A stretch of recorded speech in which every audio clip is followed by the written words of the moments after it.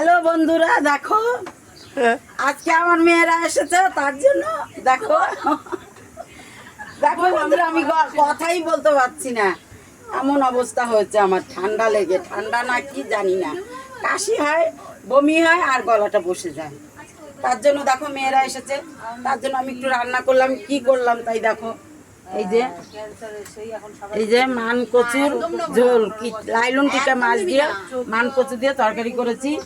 আর এই যে করেছি এই যে মাংস দেখো, আর করেছি কি এই যে এইটা এই যে খারকোল পাতা বাটা, খারকোল পাতা ভেজে আমি একটু ভাপিয়ে নিচ্ছি, ভাপিয়ে মিক্সিতে দিয়ে বেটে কালো জিরা রসুন দিয়ে করেছি। আর ওইটা একই তরকারি। আর না চাটনি বন্ধুরা, আমের চাটনি করেছি, এই যে আমের চাটনি।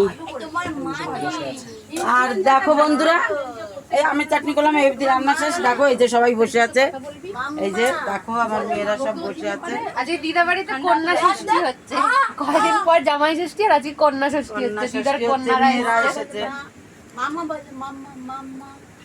কি রে কন্যারা?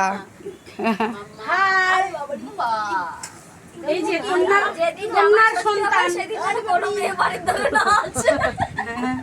আজকে কন্যা ষষ্ঠী খেয়ে দিয়ে তো বাকি